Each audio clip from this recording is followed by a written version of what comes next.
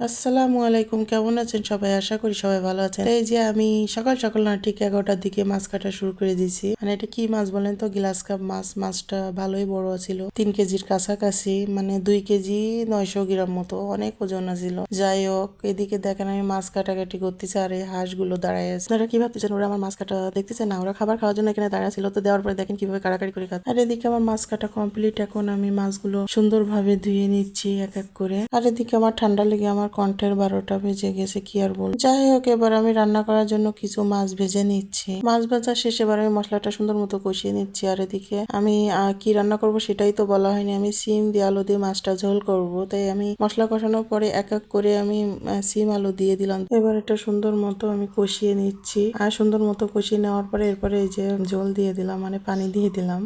পানি বলক আসার পরে আমি ভেজে রাখা মাছগুলোর ভিতরে দিয়ে দিচ্ছি। যাই হোক, আমি আমার কাজগুলো ভালোবেসে আপনাদের সাথে শেয়ার করি। আমি কোনো রেসিপি শেয়ার করতেছি না। যাই হোক, আমি যেভাবে রান্না করি সেটাই দেখাচ্ছি। তো বলক আসার পরে আমি টমেটো কুচি দিয়ে দিলাম। মাছ ঝোল করবো, টমেটো দেবো না, তাই কি হয়? তো এইভাবে আমি আস্তে আস্তে ধীরে ধীরে রান্না শেষ করতেছি। এই যে দেখেন আমার রান্নার ফাইনাল লুক। রান্না এবং ভিডিওটা কেমন হয়েছে অবশ্যই জানাবেন। তো আপনারা ভালো থাকবেন, সুস্থ থাকবেন। আল্লাহ হাফেজ।